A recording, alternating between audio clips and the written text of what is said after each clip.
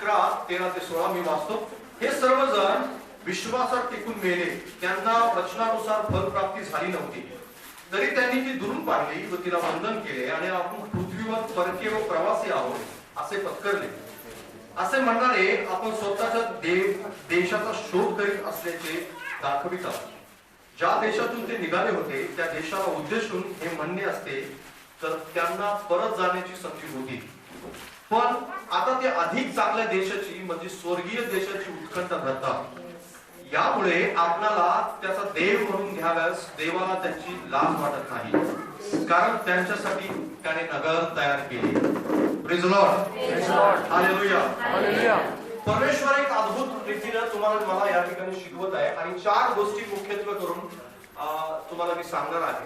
आणि त्या 4 गोष्टी तुम्ही ह्या वर्षभरात जर फॉलो केल्या, वर्षभरात 4 गोष्टी वर्षभरात जर फॉलो केल्या तर मला तुम्हाला सांगू द्या, तुमचं व्यक्तिगत जीवन, तुमचं कौटुंबिक जीवन, तुमचं आर्थिक जीवन आणि तुमचं सामाजिक जीवन, या सगळ्या जीवनामध्ये तुम्ही यशस्वी असाल, आशीर्वादित असाल आणि देवाचं गौरव महत्वाच्या गोष्टीमध्ये म्हणजे ज्या ठिकाणी तुम्हाला असं वाटतं की मी इथं फेल्युअर आहे किंवा मी इथं फेल आहे त्यामध्ये तुम्ही नंबर 1 असाल. Praise the Lord. मार्केट बंद पडेल, जगात उलथापालथ होईल, करोना वॅक्सिन येईल नाही येईल, लोक बरे होतील नाही होतील मला ठाऊक नाही.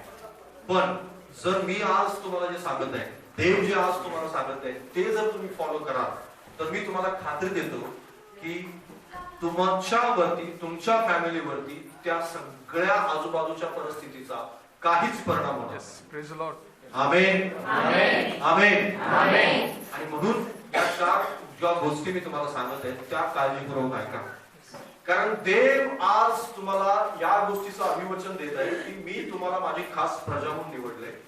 आणि महत्वाची गोष्ट म्हणजे तुमची स्वर्गीय गोष्टीकडे काय आहे तुमचं लक्ष आहे. आणि ज्यावेळेस तुम्ही देवाची खास प्रजा आहात त्यावेळेस देवाला तुमचा देव म्हणून घ्यायला लाज वाटत नाही. हालेलुया. आणि कोणत्या माणसाच्या बाबतीत देवाला लाज वाटत नाही? जो या ठराविक गोष्टींना काय करतो, फॉलो करतो. बऱ्याच वेळेस आपण देवाकडून पुष्कळ काही मागतो, देवाकडून आपण वेळ मागतो, देवाकडून आपण शारीरिक सामर्थ्य मागतो, आरोग्य मागतो, देवाकडून आपण पैसे मागतो, देवाकडून आपण आशीर्वाद मागतो आणि देवाकडून आपण आपली फॅमिली जी आहे ती व्यवस्थित असावी या गोष्टी मागत असतो. पण महत्वाची गोष्ट आहे, ज्यावेळेस आपण हे सर्व मागतो त्यावेळेस आपली व्यक्तिगत इच्छा ही असते की आपण या सर्व गोष्टी ज्यावेळेस मिळतात आपल्याला त्यावेळेस आपण त्या स्वतःच्या इच्छेप्रमाणे खर्च करावे असं आपल्याला वाटत असतं. जे काही मला मिळणार, जे काही मला प्राप्त होणार त्यामध्ये खर्च करण्याच्या वेळेस देवाचा काही हस्तक्षेप नसावा असं वाटत असतं आपल्याला. कारण मागेपर्यंत आपण त्याचे असतो, मागेपर्यंत आपण पूर्णपणे ह्या सगळ्या गोष्टी त्याच्यापासून मिळाव्या, प्राप्त व्हाव्या अशी आपली इच्छा असते. पण ज्यावेळेस आपल्याला प्राप्त होता त्यावेळेस मात्र आपण पूर्णपणे देवाचे राहत नाही. पूर्णपणे आपण देवाच्या त्या इच्छेपासून, जे देवाचा देण्याचा उद्देश आहे त्या उद्देशापासून आपण बाहेर बाजूला जातो आणि केवळ जे आपल्याला मिळालेलं आहे, मग वेळ असेल, पैसा असेल, कुटुंब असेल, जे काही असेल त्याचा वापर आपल्या स्वतःच्या इच्छेप्रमाणे व्हावा आणि तो करावा अशी आपली इच्छा असते.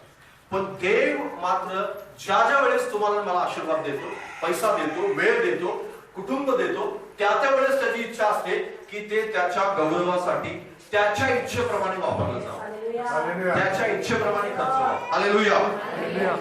बाजूवाले सांगा, तुझं जीवन स्वतःच्या इच्छेप्रमाणे खर्च करण्यासाठी दिलेलं नाही. बऱ्याच वेळेस लोकांना असं वाटतं की माझं जीवन हे माझं आहे ना. आत्ताच्या ह्या काळामध्ये आपण स्वतंत्र लाईफ मध्ये जगत आहोत. स्वतंत्र म्हणजे ज्याला आपलं स्वतःचं स्वातंत्र्य हवंय. मग नवरा बायकोचं स्वातंत्र्यामध्ये राहण्यासाठी किंवा तिचं बंधनामध्ये राहण्यासाठी तयार नाही, किंवा बायको सुद्धा नवऱ्याच्या बंधनामध्ये राहण्यासाठी, अधीन राहण्यासाठी तयार नाही. आपली लेकरं स्वतःची आपल्या आई वडिलांच्या अधीन राहण्यासाठी तयार नाही. प्रत्येकाला त्याचा स्वतःचा स्पेस हवाय. स्पेस हवाय. स्पेस कशासाठी? की मी माझ्या मनाच्या इच्छेप्रमाणे जगावं. स्पेस यासाठीच हवा असतो केवळ आपल्याला की आपण मनाच्या इच्छेप्रमाणे, मला जे वाटतं ते मी खाणार, मला जे वाटतं ते मी कपडे घालणार, मला जे वाटतं त्या ठिकाणी मी जाणार, मला जे वाटतं तेच मी पाहणार, मला ज्या वाटतं त्याच प्रकारे मी जीवन जगणार. माझ्यावरती नवऱ्याचं, बायकोचं, आई वडिलांचं, कुठल्याही व्यक्तीचं, शेजाऱ्याचं, बॉसचं किंवा कामावरचं ठिकाण कुणाचंच बंधन माझ्यावर नको. इवन दो देवाचं सुद्धा बंधन आपल्याला नको आहे. आपल्याला देवापासून सुद्धा स्पेस ठेवून आपल्याला जगायचं. समजतं कसं जगायचं आपल्याला? स्पेस ठेवून. स्पेस म्हणजे माझं जीवन आहे, माझ्या जीवनामध्ये ठराविक जी गोष्टी आहेत ना, यातच तुला ढवळाढवळ करण्याचा अधिकार आहे. जे बाकीचं आहे ना त्याच्यामध्ये तू ढवळाढवळ नाही करू शकत, त्याच्यात इंटरफेअर तू करायचं नाही. पण मला तुम्हाला सांगू द्या की प्रत्येक क्षेत्र, जे काही क्षेत्र देवापासून तुम्हाला मिळाले, समजा तुम्ही कोरोना काळात जिवंत राहिला आहात कारण बाजूला तुम्हाला तुमच्या बातमी मिळाली की माझा शेजारी एक्सपायर झाला, गेला जग सोडून, किंवा माझ्या अमुक गावातली व्यक्ती निघून गेली, माझा कोणीतरी मित्र होता तो मित्र जग सोडून निघून गेला. ह्या कोरोना काळात अमुक एक व्यक्ती होते की त्यांनी जग सोडून निघून गेले, पण मी जिवंत आहे. तर मी जिवंत का आहे? तर देवाने मला स्पेस म्हणून स्वतःचा स्पेस राखून ठेवण्यासाठी जिवंत नाही ठेवलं. तर स्वतःच इच्छा पूर्ण न करता आपलं स्वतःचं जीवन त्याच्या हातात आपण घेऊन त्याच्या इच्छेप्रमाणे जगण्यासाठी आपल्याला जीवन. हालेलुया. जर तुम्ही या नंतर इथून पुढचा, कारण इथून पुढचा काळ खूप कठीण आहे बरं, इथून पुढचा काळ खूप कठीण काळ आहे. इथून पुढे तुम्ही सोपं राहणार नाहीये. इथून पुढे सगळं जीवन बदलत जाणार. इथून पुढे तुम्ही समजाल की माझा बिझनेस असाच चालू राहील नाही, माझं काम असंच चालू राहील नाही. अनिश्चिततेच्या वातावरणात आपण नेहमी असणार आहोत. इथून पुढे कसल्या वातावरणात? अनिश्चितता. अजून सुद्धा अनिश्चितता संपलेली नाही आणि इथून पुढे सुद्धा ती अनिश्चितता संपणार नाही जोपर्यंत ख्रिस्त येत नाही तोपर्यंत. हालेलुया. ही गोष्ट लक्षात ठेवा. ख्रिस्त येत नाही तोपर्यंत अनिश्चितता जगाची संपणार नाही. आणि अनिश्चिततेच्या वातावरणात जर तुम्ही आणि मी आपल्या स्वतःच्या गोष्टीचं समर्पण परमेश्वराला केलं नाही तर जगाबरोबर अनिश्चिततेच्या वातावरणात आपण ढकलत जाऊ, आपण फक्त ओढले जाऊ, आपल्याला ओरबाडून घेतलं जाईल, आपल्यापासून हिरावून घेतलं जाईल. आपल्याला असं वाटेल की मी साठवण्याचा प्रयत्न करत आहे पण माझ्याकडे साठत नाहीये, टिकून राहत नाहीये आणि ते संपून चाललेलं आहे माझं जीवन, वेळ आणि इतर अशा गोष्टी सगळ्या. पण ज्यावेळेस तुम्ही म्हणाल की माझं जीवन, माझं कुटुंब, माझा पैसा, माझं वेळ सगळं काही देवाने मला दिले आणि ते जर मी देवाच्या हातात देत आहे तर देव त्याला सगळ्याला वाचवून ठेवेल. जग अनिश्चिततेमध्ये जगेल पण तुम्ही मात्र निश्चित देवावरती भरोसा ठेवून निश्चित जगा. हालेलुया. Praise the Lord. म्हणून आज तुम्ही तुमच्या जीवनामध्ये या गोष्टीला आपल्या अंतःकरणामध्ये ठासून भरा की मी या नवीन वर्षाची सुरुवात करत असताना माझं जे काय आहे ते मी माझ्या स्वतःच्या इच्छेप्रमाणे खर्च करणार नाही. पहिली गोष्ट त्यातली वेळ. आपला वेळ आपण महत्वाची गोष्ट म्हणजे देवासाठी खर्च करायला आपल्याला येत नाही. बायबलमध्ये एक व्यक्ती आहे की ज्याने आपला देवासाठी वेळ खर्च कसा करायचा त्याला ठाऊक होतं. दानिएलचं पुस्तक याचा 3रा अध्याय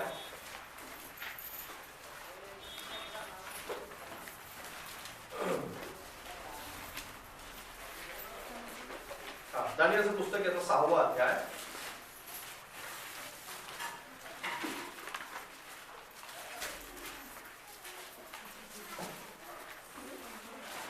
या ठिकाणी 10 वर्षापासून पुढे मी वाचतो तुमच्यासाठी. या फरमानावर सही झाली आहे असे दानिएलने ऐकले तेव्हा तो आपल्या घरी गेला. त्याच्या खोलीतल्या खिडक्या यरूशलेमच्या दिशेकडे असून उघड्या होत्या. त्याने आपल्या नित्यक्रमाप्रमाणे दिवसातून 3दा गुडघे टेकून प्रार्थना केली आणि आपल्या देवाचा धन्यवाद केला. Praise the Lord. Hallelujah. Hallelujah. बाजूला अजून सांगा लक्षपूर्वक आहे. महत्वाची गोष्ट मी तुम्हाला सांगत आहे. जर या ठिकाणी दानिएल जो आहे तो दानिएल एक प्रांत अधिकारी आहे किंवा दानिएल एक खूप मोठा अधिकारी आहे. त्या राज्यामध्ये 1 नंबरचा अधिकारी म्हणजे त्याच्या खालोखाल बाकीचे सगळे अधिकारी होते आणि त्याच्या वरती जो राजानंतर सेकंड जे पद आहे ते दानिएलाजवळ आहे. आणि हा दानिएल देवाचा सेवक आहे. हा दानिएल देवाची आराधना करणार आहे. हा दानिएल देवासाठी वेळ काढणारा दानिएल आहे. आणि त्या काळामध्ये असं झालं की सर्व जे अधिकारी बाकीचे अधिकारी होते ते दानिएलाच्या बाबतीत द्वेष बाळगून होते, दानिएलचा तिरस्कार करत होते. आणि त्या तिरस्कारामुळे त्यांनी एका विशेष फरमानावरती राजाची सही घेतली की राजा व्यतिरिक्त 30 दिवस कोणाचीही आराधना, कोणाचीही प्रार्थना आणि कोणालाही पूजा करायची नाही, अशा प्रकारची एक सही घेतली आणि ते फरमान जारी केलं गेलं. संपूर्ण राज्यामध्ये फरमान ते जारी केले गेले आणि हे फरमानाची जी बातमी आहे ती दानिएलापर्यंत सुद्धा आली आणि दानिएला सुद्धा ठाऊक झालं की मला सुद्धा आता राजाचीच स्तुती आणि राजाचीच प्रार्थना केली पाहिजे. पण हे ठाऊक असून सुद्धा नित्यक्रमाप्रमाणे दानिएल आपल्या खोलीमध्ये गेला. त्याने आपला दरवाजा बंद केला, त्याच्यानंतर आपली खिडकी उघडली आणि त्या खिडकीच्या दिशेला, यरुशलेमच्या दिशेला त्याची खिडकी होती, त्या खिडकी उघडली आणि त्यानं दिवसातून 3 वेळा गुडघे टेकून देवाची प्रार्थना केली, देवाचा धन्यवाद केला. Hallelujah, praise the Lord. Daniel एक असा व्यक्ती होता की राज्यकारभाराची खूप मोठी जबाबदारी त्याच्याकडे होती आणि राज्यकारभाराची जबाबदारी असताना तुम्हाला ठाऊक आहे, एखादे समजा एक मुख्यमंत्री आहे किंवा एका देशाचे पंतप्रधान आहेत, पंतप्रधानासाठी त्याचं डोकं घालवायला सुद्धा त्याला वेळ मिळत नाही. मी शर्ट कोणता काढलाय, हे काय केले आणि त्याच्यानंतर ह्या सगळ्या गोष्टी काहीही त्याला वेळ मिळत नाही. आणि त्या व्यक्तीला सांगितलं की तू दिवसातून 3 वेळा तुला काय करायची, प्रार्थना करायची. किती वेळा? दिवसातून 3 वेळा. तर त्यासाठी वेळ काढणं हे अतिशय अवघड असणारी गोष्ट आहे. पण दानिएल कसा वेळ काढत असेल त्या गोष्टीवर आपण जास्त करून कॉन्सन्ट्रेट करावं की दानिएलाने अशा कठीण परिस्थितीत, ज्या कठीण परिस्थितीमध्ये देवाची आराधना करणं हे त्याच्यासाठी जीव देण्यासारखं होतं. अगदी त्याचा प्राण घेतला जाणार होता. कारण पुढे जाऊन तुम्ही जर वाचलं तर ह्या त्याच्या कृतीमुळे खास करून त्याला काय केलं जातं, सिंहाच्या गुहेत टाकलं जातं. पुढे जाऊन परमेश्वर त्याला सिंहाच्या गुहेतून अगदी सुखरूपपणे बाहेर काढतो आणि राजा स्वतः त्याला अगदी मोठ्या पदावरती नेऊन बसवतो. या गोष्टी नंतर आपण वाचतो. पण त्याच्यापूर्वी मात्र दानिएलाची कृती आपल्याला हे दर्शवते की दानिएल देवासाठी नित्यक्रमाने आपला वेळ देणारा दानिएल होता. हालेलुया. वेळ देण्याच्या बाबतीत दानिएल खूप अतिशय कठीण होता. कारण अतिशय कडकपणे परमेश्वराची भक्ती आणि परमेश्वराचा गौरव करण्यामध्ये तो प्रामाणिक होता. तुम्ही आणि मी आपण सुद्धा या नवीन वर्षात, कारण जर तुम्हाला ह्या काळामध्ये, कोरोनाच्या काळात जर जास्त करून तुम्हाला काही समजलं असेल तर ते वेळेचं महत्व तुम्हाला कळलं. Hallelujah, hallelujah, hallelujah. कारण आपल्याजवळ सगळ्यात जास्त काय साठवून ठेवलेलं होतं ते काय होतं? वेळ होता. काय होतं आपल्याजवळ? वेळ. आपल्याजवळ वेळ भरपूर होता आणि वेळ जाता जात नव्हता.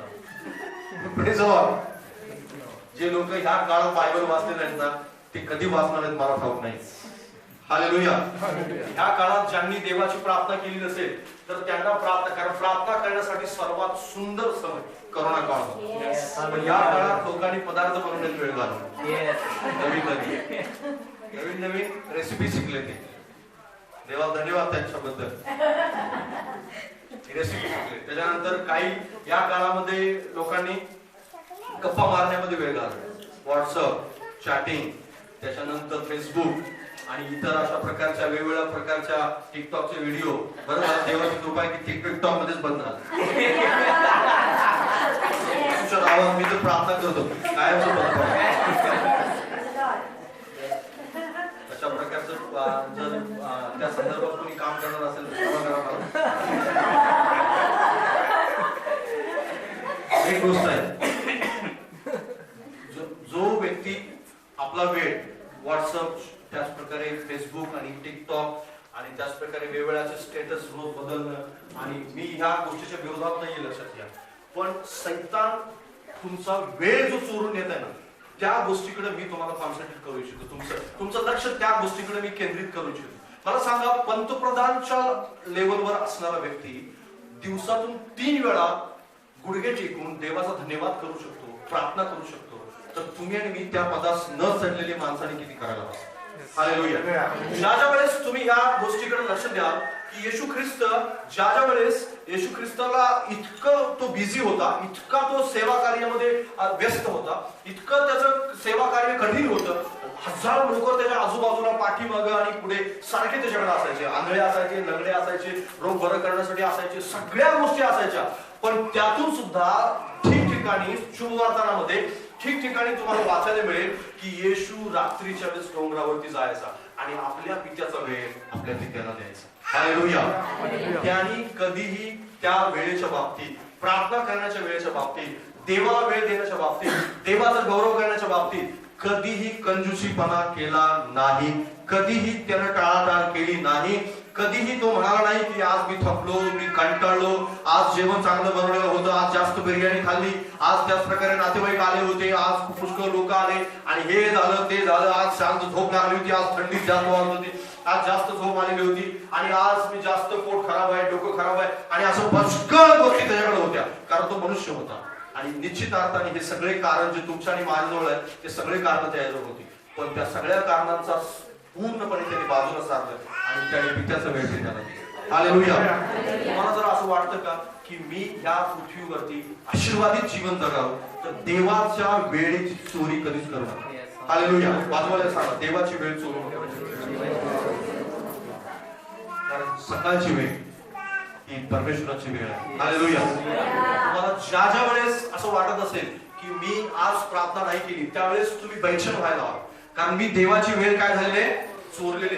बऱ्याच वेळेस देवाची वेळ चोरून सुद्धा लोक अशा प्रकारे जीवन जगतात की मी खूप प्रार्थनामय जीवन जगणार आहे, मी खूप देवाचा गौरव करणारा माणूस आहे. पण या काळामध्ये, या वर्षभरात तुम्हाला जर अनिश्चिततेच्या वातावरण बाहेर यायचं असेल, तर पहिली गोष्ट देवाच्या वेळेच्या बाबतीत कधीच कॉम्प्रोमाइज करायचं आहे. मी असं म्हणणार नाही की सगळे वर्षातले 365 दिवस सारखे असतील, नाही. 365 दिवसामध्ये कदाचित तुमचं डोकं दुखेल, कदाचित तुम्ही आजारी पडाल, कदाचित तुमच्या घरामध्ये भरपूर वेळेस पाहुणे येतील, कदाचित पुष्कळ वेळेस तुम्हाला काम असेल, पुष्कळ वेळेस तुमच्या जीवनामध्ये कठीण परिस्थितीतून तुम्ही जात असाल, पुष्कळ वेळेस तुम्ही निराश असाल, पुष्कळ वेळेस कामातून तुम्हाला बिलकुलच वेळ नसेल. या सगळ्या गोष्टी होत राहतील. 365 दिवस सारखे नसणार आहे.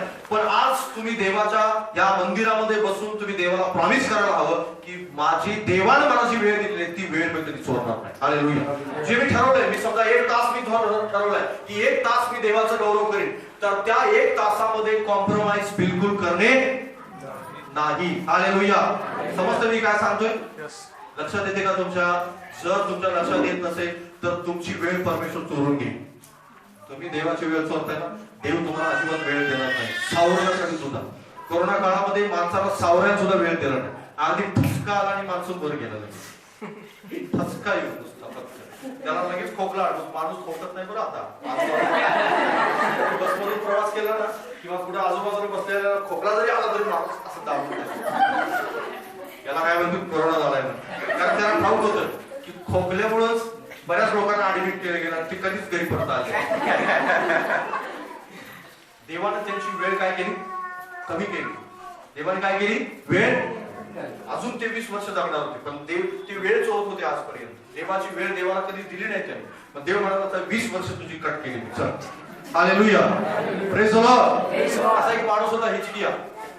देवाने त्याला सांगितलं की तुला पायाला जखम झाली आहे. त्याला पायाचं खूप मोठी जखम झाली होती आणि आताच्या भाषेत आपण त्याला गॅंग्रीन म्हणू. आताच्या भाषेत एक वेगळ्या प्रकारची जखम की जी बरी होणार नाही अजिबातच. आणि देव त्याला म्हणाला की आपल्या सर्व गोष्टीची सारवासारव कर आणि सारवासारव करून, कारण तू मरणार आहेस आता. आणि यशया जो आहे तो यशया त्याला संदेश सांगून येतो. हिजकिया राजामध्ये अंतःकरणामध्ये आतमध्ये त्याला असं वाटतं की मी परमेश्वराच्या बाबतीत काहीतरी मिस्टेक केली, चूक केली. आणि तो भिंतीकडे आपलं तोंड फिरवतो आणि देवाला म्हणतो, प्रभू माझ्याकडे तू आपलं तोंड फिरव आणि माझ्या सर्व पात्रांची मला क्षमा कर आणि माझी वेळ वाढवून. आणि परमेश्वराचं वचन त्या ठिकाणी लगेच यशयाला प्राप्त होतं. यशया अजून घरी पोहोचला पण नाही, इतक्यात परमेश्वर त्याच्याकडे जातो आणि परमेश्वर सांगतो, माझा दास हिजकिया माझ्या समोर नम्र झालेला आहे, माझ्या समोर त्याने आपलं वेळ देण्याचं अभिवचन मला दिलंय आणि चल लगेच परत जा. त्याचं वर्ष 15 वर्ष, त्याचं आयुष्य 15 वर्षांनी वाढवलं. हालेलुया. लगेच यशया परत फिरला, पाठीमागे गेला, हिजकियाकडे गेला, त्याला सांगितलं अंजिराची चांदकी आणून बांध, तुला बरं वाटेल आणि तुझी वर्ष जी आहे ती 15 वर्षांनी वाढवली. हालेलुया. देवाने तुम्हाला आयुष्य ह्यासाठी दिले की तुम्ही देवाचा वेळ देवाला द्या. जिवंत यासाठी आहात की या वर्षभरामध्ये 365 दिवस तुम्ही रोज जितका वेळ, आज जितकं तुम्ही प्रॉमिस करा तितकं प्रॉमिस केलेली वेळ ही देवाची वेळ असते. हालेलुया. रविवारचा दिवस, रविवार बरेच लोक रविवारच्या दिवशी ट्रेन काढतात बरोबर, आणि रविवारच्या दिवशीच बरोबर नातेवाईक माणसांच्या कुठल्या दिवशी येतात?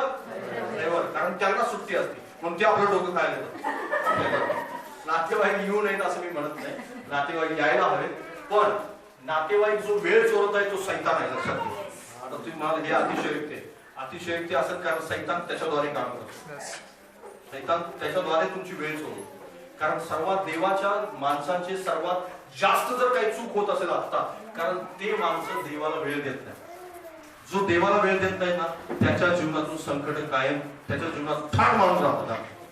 का ठाण मारून राहतात? कारण त्याला प्रार्थना करायला वेळ नसतो, त्याला देव बायबल वाचायला वेळ नसतो, देव काय सांगतो ते सांगायला वेळ नसतो, आणि म्हणून त्याला संकटावर संकट, संकटावर संकट, संकटावर संकट प्राप्त होत राहतं. का प्राप्त होत राहतं? कारण वारंवार देव त्याला गुंतवून ठेवतो, त्याला वेळच मिळू देत नाही सावरायला, कारण त्यानं देवाची वेळ चोरलेली असते.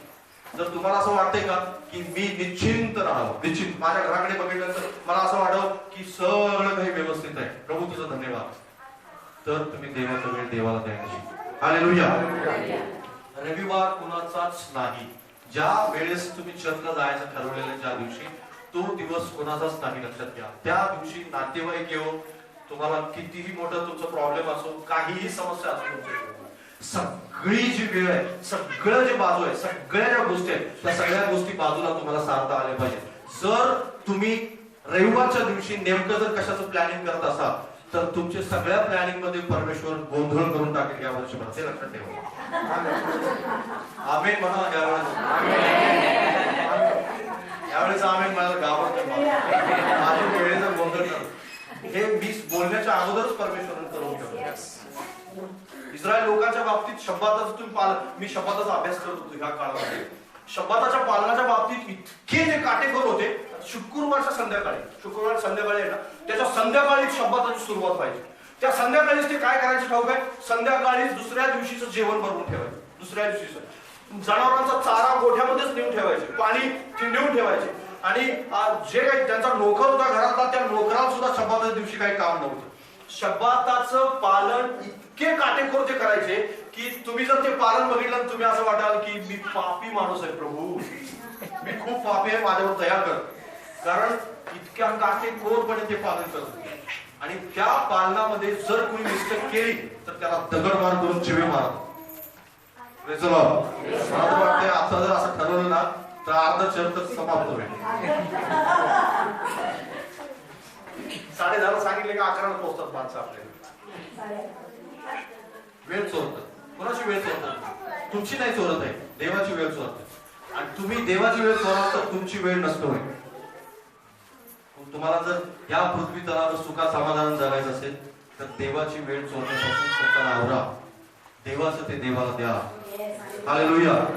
कारण मी तर म्हणेन दशमाव द्यायला शिकलं पाहिजे वेळेचा. आता पैशाचं ठीक होतं हो, तुम्ही आता आणि वेळेचं पण सांगायला लागलाय. हालेलुया. Praise the Lord. 2 तास 10 मिनिट होतं. किती होतं? 2 तास 40 मिनिट. सॉरी, 2 तास 40 मिनिट. 2 तास 40 मिनिटं हा वेळेचा काय होतो? 24 तासाचा दशमांश. किती होतो? 24 तासाचा दशमांश, वेळेचा दशमांश. इतकं तर खूप कठीण बनलेलं आहे. पण जर तुम्ही 1 तास द्यायचं प्रॉमिस कराल तर हळूहळू परमेश्वर तुम्हाला वाढवत आहे. बऱ्याच वेळेस आपली प्रार्थना असते, आपल्याला प्रभू हे समस्या तू हे कर, ते कर, अशा बऱ्याच गोष्टी आपण देवाला सांगत असतो. आणि आपली प्रार्थना किती मिनिटाची असते हे सगळं सांगण्यासाठी? 5 मिनिट. किती मिनिटं? जास्तीत जास्त 10 मिनिट. खूपच अगदी डोक्यावरून पाणी म्हणजे 15 मिनिट. Praise the Lord. 15 मिनिटात म्हणजे आपल्याला असं वाटतं प्रार्थना करतो है ना. आणि गप्पा मारायला वेळेस आपण बसतो त्यावेळेस 1 तास अपुरा पडतो. 1 तास अपुरा पडतो. आणि आपण बोलत असतो रस्त्यात, 1 तास आपण बोलत असतो, 1 तास झाला. तो ठीक आहे, मी तुला फोन करतो घरी गेल्यानंतर. आपलं जे व्यर्थ बोलणं आहे ना ते आपण अजून चालू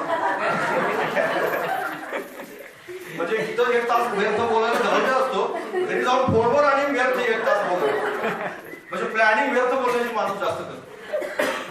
बऱ्याच वेळेस आपल्याला असं वाटत असतं की अरे हे माझी वेळ चालली, देवाचं काय चाललंय. आणि त्या 1 तासामध्ये जर तू देवाची आराधना केली असतीस ना, तर 1 तास जी तक्रार करण्यात घालून येतात त्या सगळ्या तक्रारी येशूच्या नावात मिटल्या असतात. तो बाजूवाला पण म्हणाला असता, मी ह्याच्याकडून काहीतरी अद्भुत ऐकलं, कारण तक्रारी ह्याच्याकडे काहीच नाही सांगायला. हालेलुया. तुला सांगण्यापेक्षा प्रभूला जाऊन सांगतो. हालेलुया. कारण तू काय करणार नाहीस, तू फक्त नावं ठेवशील आणि पुढे गेल्यानंतर असं म्हणशील काय डोकं खाल्लं 1 तास माझं.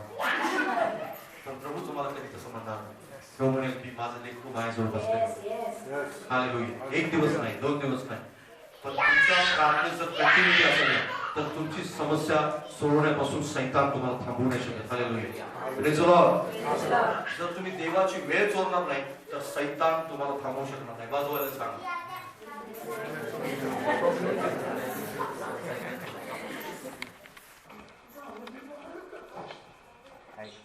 सैतान का थांबवतो माहितीये? आपण वेळ चोरतो म्हणून. 1 तास तुम्ही समजा जर आज म्हणत असाल की प्रभू आज 1 तास मी संकल्प आपण खूप करतो, एक आठवडा जास्त टिकून राहतो 7 तारखेपर्यंत आणि 7 तारखेनंतर आपलं सगळं संकल्प वाऱ्यावर. पण आज या मंदिरामध्ये बसून परमेश्वराजवळ अभिवचन द्या की मी 1 तास किंवा 2 तास, 1.5 तास, 15 मिनिट, 20, तुम्ही जेवढं पण अभिवचन द्या तितकं काटेकोरपणे पाळा. आणि दुसरी महत्वाची म्हणजे वेळेच्या बाबतीत रविवारचा जो दिवस आहे, समजा तुम्ही 10:30 तुम्हाला सांगितलं, तुम्ही 10:15 इथे पाहिजे. हालेलुया. आपण नियम भरपूर बनवतो पण नियम सगळे काय नाही, नियमाचं काही होत नाही. पण ज्यावेळेस आपण आत्म्याद्वारे नियम लावतो ना त्यावेळेस तुम्हाला सांगायची गरज पडत नाही. 10:30 वाजता या बरं म्हणून तुम्ही 10:15 इथे प्रार्थना करत असताय गुडघ्यावर. हालेलुया. अशा माणसांसाठी की जे येऊ इच्छित आहेत पण त्यांना यायला मिळत नाही, अशा लोकांसाठी तुम्ही गुडघ्यावर बसताय गुडघ्यावर. हालेलुया. बरेच लोक ते करत नाहीत, करू शकत नाहीत. का करू शकत नाहीत? कारण वेळ त्यांना इतर गोष्टींच्या मध्ये जास्त घालवायचा. परमेश्वराच्या ज्या देवाच्या सेवकांच्या विषयी आपण ऐकतो, दानियेला विषय ऐकतो, योसेफा विषय ऐकतो, मोशे विषय ऐकतो, त्यांच्याजवळ दिवसाचे 48 तास नव्हते. लक्षात घ्या, त्यांच्याजवळ 24 तास होते. किती तास होते? 24 तासच होते. पण त्या 24 तासातले देवासाठी किती खर्च करायचे ते त्यांना चांगलं ठाऊक होतं. आणि म्हणूनच ते परमेश्वरापासून अद्भुत गोष्टी प्राप्त करू शकले. तुम्ही सुद्धा अद्भुत गोष्टी प्राप्त करू शकाल ज्यावेळेस देवासाठी वेळ खर्च करायला शिका. हालेलुया. कारण देवासाठी 1 मिनिट जरी तुम्ही दिला असेल, 1 मिनिट जरी, तो व्यर्थ जात नाही. हालेलुया. टीव्ही बघण्यामध्ये, फेसबुक, व्हॉट्सअप, टिकटॉक आणि इतर जे काही असेल, जे तुमच्याजवळ काय असेल, तुमच्याजवळ आहे नाही मला ठाऊक नाही, पण एक मात्र आहे, जे काही तुमच्याजवळ असेल त्या सगळ्या गोष्टीतला काहीही बेनिफिट जे इनकमिंग यायला हवं त्यातून काहीही इनकमिंग येणार नाही. हालेलुया. देवासाठी तुम्ही जे काही वेळ द्या त्याचं खूप मोठं बेनिफिट तुमच्याजवळ असेल. हालेलुया. आणि म्हणून वेळ कधीही चोरू नका. दानियेलाने वेळ दिली देवाला म्हणून सिंहाच्या गुहेतून तो बाहेर आला. जर तो घाबरला असता, तो म्हणाला असता की जर आता देवा तुला तर ठाऊक आहे मी जर प्रार्थना करू लागलो तर मला काही माझं काही खरं नाही. पण आपला देव सिंहाची तोंड बंद करणारा देव. त्यावेळेस ते दर्शवतं की वेळ देणाऱ्यांसाठी सिंहाची तोंड बंद होतं. बायबल स्पष्टपणे सांगतं की तुमचा शत्रू सैतान हा गरजणाऱ्या कोणासारखा आहे? सिंहासारखा आहे. आणि गरजणारा सिंहाचं तोंड बंद करायचं असेल तर ते देवाला शक्य आहे. पण ते तोंड तुम्ही नाही बंद करू शकत, ते तोंड देव बंद करू शकतो. वेळ देणाऱ्या माणसासाठी देव त्याचं तोंड बंद करतो. हालेलुया. दानियल म्हणाला नाही सिंहा माझ्यावर दया कर, दानियल म्हणाला प्रभू माझ्यावर दया करेल.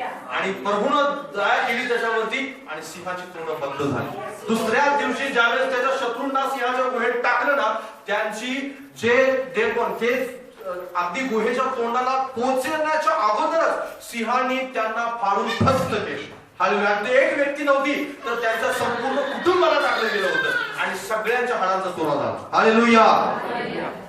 पण सिंहाची तोंड आदल्या दिवशी एकाच माणसासाठी, दानियेलासाठी परमेश्वराने बंद. दानियल का देवासाठी भरपूर वेळ द्या.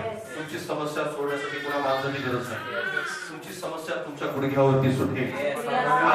तुमच्या प्रार्थनावरती सुटेल. तुम्ही गुडघ्यावर या आणि सैतान घाबरेल. हालेलुया. सैतानाला भीती वाटेल. आता हा माणूस वेळ द्यायला चालू केलेला आहे. या वर्षात तुम्हाला परमेश्वराच्या अद्भुत कामाचा अनुभव येईल जर तुम्ही वेळ द्यायला लागलात. कोणी कोणी वेळ देण्यासाठी तयार आहे? हालेलुया. तुमचा हात परमेश्वराला ठाऊक आहे. हालेलुया. जर वेळ द्याल देवाला तर तुमचा आशीर्वाद तुमच्यापासून कोणी हिरावून घेणार नाही.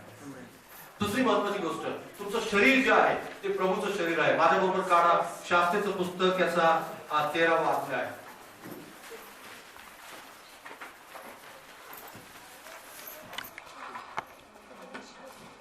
शास्त्रेचं पुस्तक याचा 13वा अध्याय.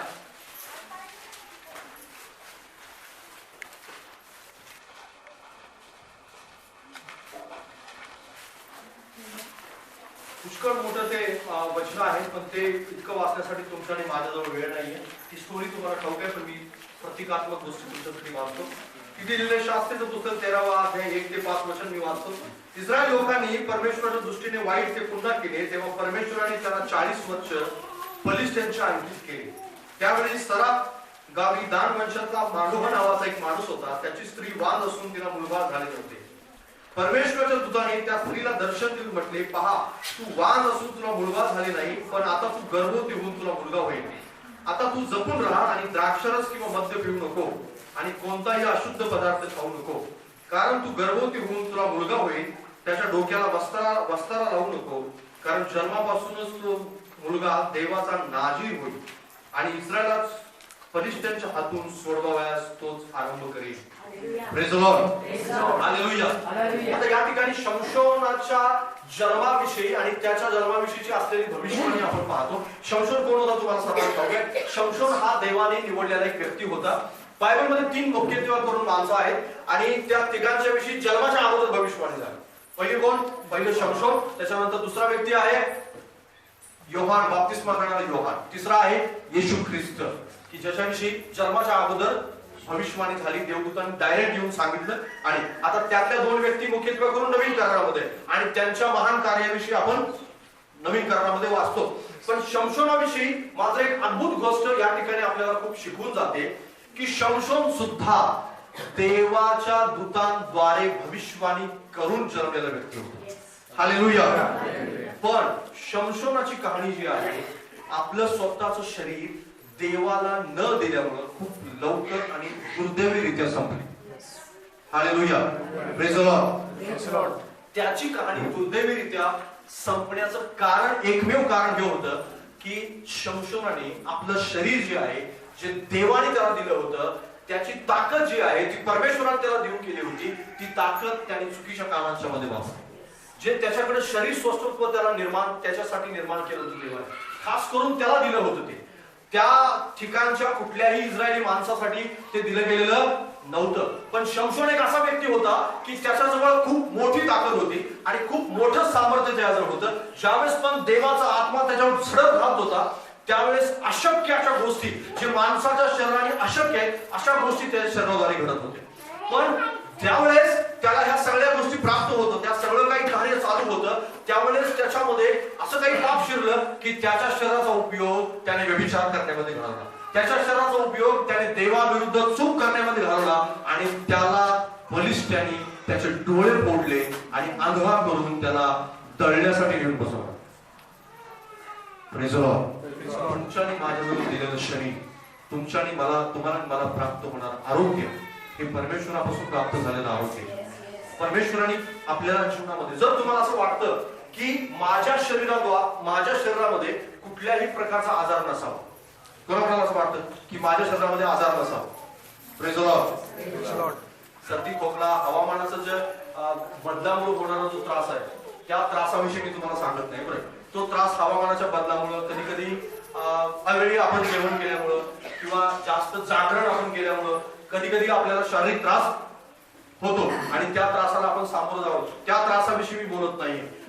तुम्हाला आजारापासून संरक्षणाविषयी कुठल्या बोलतो, जसं डायबिटीज, भयानक आजार आहे ना, डायबिटीज असा असेल, कॅन्सर असेल आणि त्याच्यानंतर HIV असेल आणि वेगवेगळ्या प्रकारचे, समजा वेगवेगळ्या प्रकारचे कॅन्सर्स आहेत, वेगवेगळ्या प्रकारचे बीपीचा त्रास आहे कंटिन्यूपणे, आणि शरीरामध्ये असं काहीतरी वेगळा आजार आहे की त्या दुर्धर आजार म्हटलं जातं त्याला, की तो बरा होत नाहीये लवकर आणि पुष्कळ औषधोपचार घ्यायला लागतील. TB आहे, क्षयरोग आणि असे वेगवेगळे आजार, आता करोना आहे, अशा बरेच आजार. हे सगळ्या आजारांपासून जर तुम्हाला पूर्णपणे अलिप्त राहायचं असेल तर कानमंत्र आहे, आपलं शरीर परमेश्वराच्या हातामध्ये समर्पित करा. हालेलुया. कारण बऱ्याच वेळेस देवापासून मिळालेलं आरोग्य आपण चुकीच्या कामामध्ये वापरतो. आपण देवाच्या कामासाठी नाही वापरू इच्छित. देवाच्या कामासाठी वापरायचं म्हटलं की आपल्याला काय होतं, आपल्याला त्रास पडतो. आपल्याला वाटतं की देवाच्या कार्यासाठी सुवार्ता, बायबलमध्ये आपल्याला पुष्कळ ठिकाणी हाताच्या कामाविषयी लिहिलेलं आहे. बायबल स्पष्टपणे सांगतं की आपले पवित्र हात उंच करून काय करा, देवाचा गौरव करा. आपल्या अंतःकरणामध्ये, आपल्या अंतःकरणाविषयी लिहिलंय की सर्व रक्षणीय वस्तूपेक्षा आपल्या अंतःकरणाचं काय कर, रक्षण, विशेष रक्षण कर. पायाविषयी असं लिहिलेलं आहे की जे पर्वतावरून येतात त्यांचे पाय किती मनोरम दिसतात, कारण ते सुवार्ता सांगून आलेले पाय आहे. हालेलुया. Praise the Lord.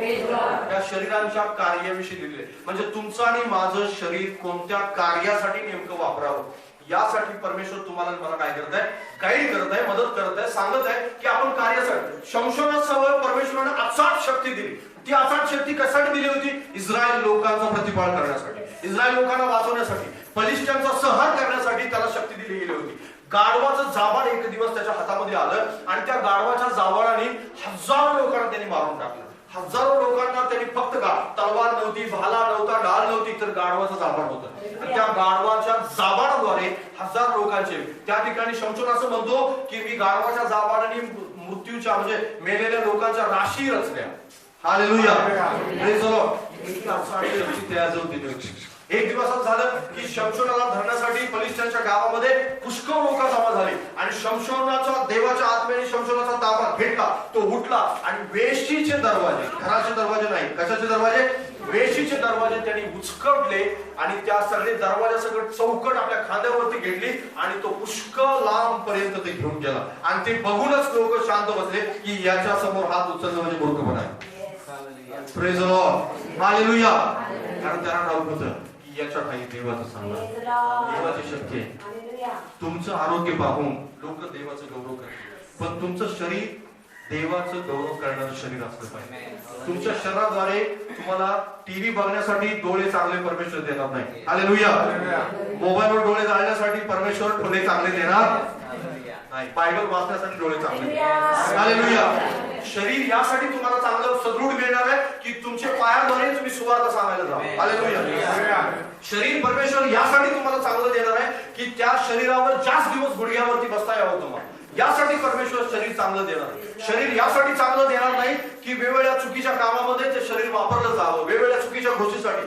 तोंड तुम्हाला परमेश्वर यासाठी चांगलं देणार आहे की न बोलणाऱ्या व्यक्तीला विचारा की त्याला बोलण्याचा प्रयत्न आहे. मी त्यांच्या घरी गेलो होतो प्रार्थनेला आणि त्यांना असं वाटत होतं की मी किती देवाच, कारण त्यांनी गाणी लिहिली, गाणी, आणि ती गाणी लिहिल्यानंतर वाचली तुम्ही तुमच्या हृदयाला स्पर्श होईल. तुम्हाला असं वाटेल की ही गाणी मला काय सुचत नाही, पण न बोलणाऱ्या व्यक्तीला परमेश्वराने दिली. न बोलणार म्हणजे त्याला बोलता येत नाही, गाता येत नाही. त्यांचं म्हणणं आहे, ते रडत होते आणि म्हणत होते की मला गायचं आहे, देवाचं गौरव करायचं आहे. हालेलुया. पण आपल्याला गाता येत असून बऱ्याच वेळेस पिक्चरची गाणी माणसाच्या मुखामध्ये दिसतात, बऱ्याच वेळेस शिव्या दिसतात मुखामध्ये, कारण देवाने तोंड यासाठी दिलेलं आहे आपल्याला की त्याचा आपण गौरव करावा.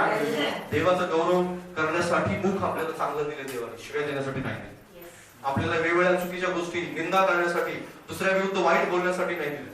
जर तुम्ही तुमच्या शरीराद्वारे देवाचं गौरव करणार नसाल तर लक्षात घ्या तुमच्या शरीरामध्ये आजार टिकून राहतील. त्या आजाराला तुम्ही बरं करून थकाल तर ते बरे होणार नाही. पण ज्या वेळेस तुम्ही म्हणाल की माझं शरीर हे प्रभूचं शरीर आहे, माझं शरीराद्वारे मी देवाचं गौरव करेन, मुखाद्वारे असेल, हाताद्वारे असेल, पायाद्वारे असेल, आपल्या अंतकरणाद्वारे असेल, डोळ्यांच्या द्वारे असेल, सगळ्या गोष्टीद्वारे देवाचं गौरव झालं पाहिजे. देवासाठी ते वापरलं पाहिजे. तुमचं शरीर तुम्हाला स्वतःच्या इच्छेनं वापरण्यासाठी दिलेलं नाही. जर तुम्ही म्हणत असाल की माझं शरीर हे देवाच्या स्वतःच्या इच्छेप्रमाणे मला वापरायचं आहे तर निश्चित अर्थाने तुम्ही असं चुकीच्या दिशेने जाणार. कारण महत्वाची गोष्ट आहे की देव त्याच्यामध्ये असे आजार लागून ठेवेल. जशा प्रकारे शमशोन ज्यावेळेस चुकला त्यावेळेस शमशोन वारंवार दलिलेच्या घरामध्ये होता, दलिलेच्या मांडीवरती डोकं ठेवून तो झोपलेला होता आणि दलिला सारखं त्याला सांगत होते की मला गुपित सांगा, मला गुपित सांगा. त्याला या वेळेस पण जाणीव झाली नाही की माझं शरीर हे देवाचं शरीर आहे, माझं शरीर हे परमेश्वराने दिलेली मला ताकद आहे. हे त्याला चांगलं ठाऊक होतं, पण जाणीव मात्र स्वतःच्या अंतःकरणाला होऊ दिली नाही, जाणीव होऊ दिली नाही. बरीच लोक देवा आपल्या स्वतःच्या शरीराला जाणीव करून देत नाही आणि मोठ्या गोष्टी आपल्या शरीरामध्ये ज्यावेळेस घडतात त्यावेळेस मात्र ते पेचात पडतात की असं का देवाने केलं. ज्यावेळेस तुला आरोग्य मिळालं होतं त्यावेळेस तंबाखू खाण्यात तू वेळ घालवला, त्यावेळेस आठवत नाही होत. ज्यावेळेस तुला आरोग्य मिळालं होतं त्यावेळेस तू दारू पिलीस, त्यावेळेस आठवत नाही होत की माझ्या शरीरामध्ये का अशा प्रकारचे आजार आहे. कारण दारू पिण्यासाठी शरीर नाही दिलं आपल्याला, आपल्या शरीरामध्ये तंबाखू घालण्यासाठी आपल्याला शरीर नाही दिलं, मिस्त्री घासण्यासाठी परमेश्वराने आपल्याला शरीर नाही दिलं. उत्तम आपल्याला आरोग्य यासाठी दिले की आपल्या सर्व शरीराच्या अवयवाद्वारे आपण देवाचं गौरव करा. हालेलुया. शमशोन झोपला होता, दलिला त्याला सांगत होती की मला सांग गुपित. 3 वेळा तो खोटं बोलला, पण 4थ्या वेळेस मात्र त्याला खरं बोलावं लागलं, कारण ती रोज त्याचं डोकं खात होती.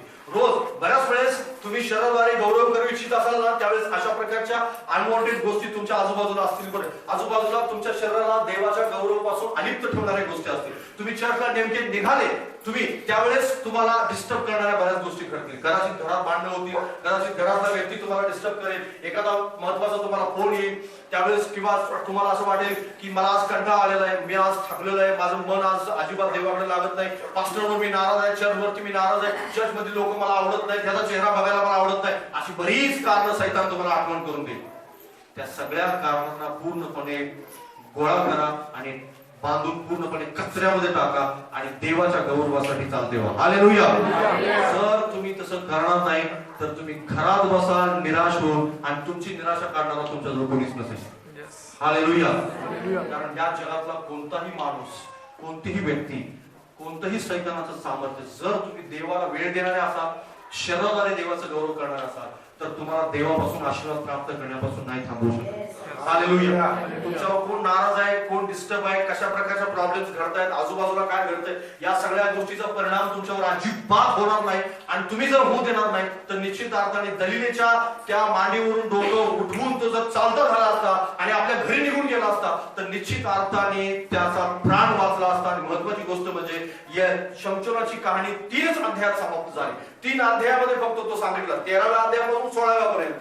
तिथून पुढे शमशोनाचा मृत्यू झाला, आपल्याला कहाणी माहित नाही. पण येशू ख्रिस्ताची ज्यावेळेस कहाणी आपण वाचतो तर संपूर्ण शुभवर्तमानात वाचतो, ज्याच्याविषयी अगोदरच सांगितलेलं होतं. ज्यावेळेस आपण बाप्तिस्मा करणाऱ्या योहानाची स्टोरी वाचतो त्यावेळेस येशू ख्रिस्त त्याच्याविषयी भविष्यवाणी करतात, सांगतो की स्त्रियांपासून जन्मल्यामध्ये हा याच्यासारखा धन्य कोणीच नाही. पण शमशोनाविषयी असं सांगितलं गेलं नाही कारण तो तिच्या मांडीवरती डोकं ठेवून बसला होता. शरीर माझं कमकुवत आहे आणि तीच त्याची सर्वात मोठी चूक होती. कारण शरीर त्यानं एका महिलेच्या हातात समर्पित केलं की जी व्यभिचारी होती, जी वेश्या होती आणि जिच्याद्वारे तिला काहीच प्राप्त होणार नव्हतं.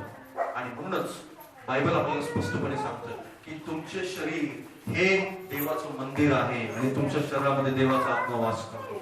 आणि जर कोणी त्या मंदिराचा नाश करेल तर त्याचा मी सर्वमूळ नाश करेन. हालेलुया. जर सर्वमूळ नाश होऊ नये असं वाटत असेल, ह्या नवीन वर्षात शरीराद्वारे जितकं पण देवाचा गौरव करता येईल, जितकं पण तुम्हाला असं वाटेल की माझं शरीर माझ्या वाईट सवयीमुळे नाश पावत आहे, त्यावेळेस सावध व्हा.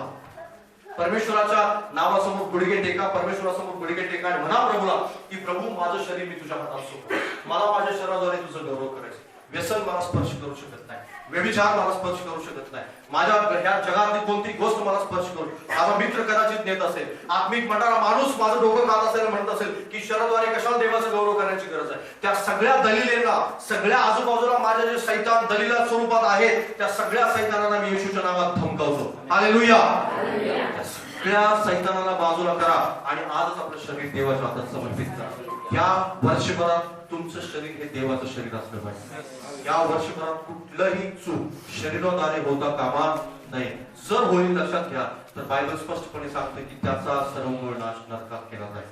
हालेलुया. बरेच लोक शरीराद्वारे देवाचं गौरव करत नव्हते म्हणून निघून गेले, जगातून निघून गेले. देव म्हणाला तुझ्या शरीराला माती पण नशीब होणार नाही, अंधकारात जाळला जाशील.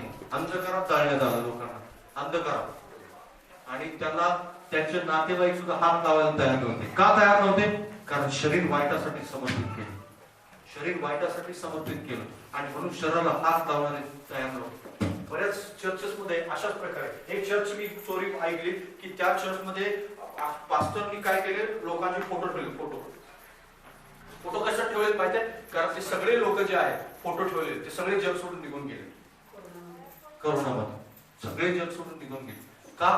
कारण शरीराद्वारे. कारण तिथं काय होतं माहितीये, ते काय करतात माहितीये, आज काल परदेशामध्ये असं झालेलं आहे की स्वतःच्या शरीराला अगदी त्यांनी इतकं मोकळीकता दिलेली आहे, इतकी मोकळीकता दिली. लिव्ह इन रिलेशनशिप मध्ये राहणं अजिबात काही त्यांना वावगं वाटत नाही. एक पत्नी दुसऱ्या माणसाबरोबर व्यभिचार करते त्याचा अजिबात त्यांना वावगं वाटत नाही, कारण पतीचं पण दुसऱ्या स्त्री बरोबर व्यभिचार चालू असतो आणि त्याच्यामुळे पती पत्नीला अजिबात काही बोलत नाही. तो म्हणतो की ठीक आहे तू काय करतेस तुझ्या इच्छेप्रमाणे, मला माझ्या इच्छेप्रमाणे जगायसाठी तू मोकळं सोड, तुला मात्र मोकळीकता आहे. पूर्णपणे एकमेकाला त्यांनी काय दिले, मोकळीकता दिले. आपल्या डोळ्याला जे काही दिसतं ते डोळ्यापासून बाजूला केलं जात नाही, ते डोळ्यासमोर जास्त आणलं जातं. उलट जास्त कसं येईल यासाठी प्रयत्न केला जातो. आणि झालं काय की त्याचा अंत शरीराच्या अशा कर्मांच्या मुळे देव घेऊन गेला शरीराला.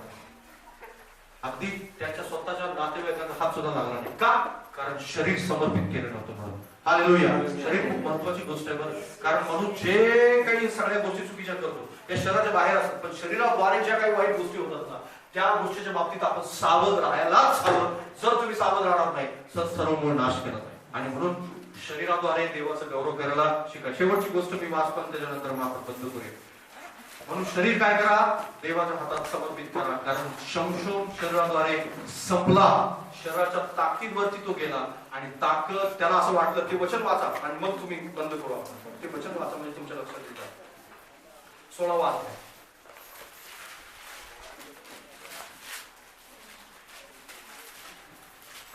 16वा अध्याय 20वा वचन त्या ठिकाणी लिहिले,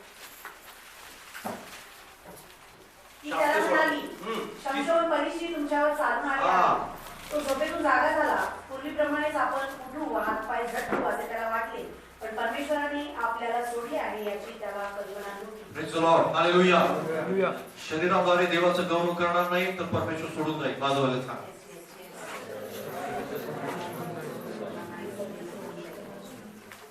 देव त्याला सोडून गेला कारण त्याने शरीर कुणाच्या हातात समर्पित केलं होतं, सैतानाच्या, स्त्रीच्या हातात समर्पित केलं.